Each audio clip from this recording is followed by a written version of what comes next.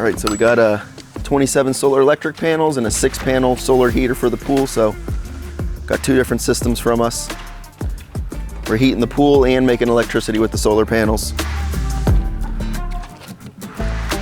Laid out nicely on 2 roofs. Got the back roof and we got the side roof as well. It's a max tier 1 system. We got all black solar panels, 440 watts each.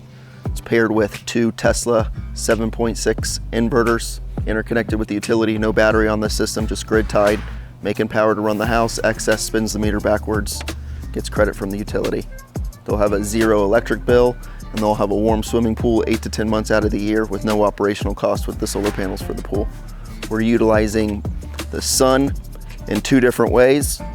We're using the light from the sun to make electricity with the solar electric system, and then we're using the heat from the sun with the solar pool heating system to heat the pool water. So using the sun in different ways with different solar panels. Too much noise. I could never really hang with the boys, 'cause I keep my sugar shaker to myself.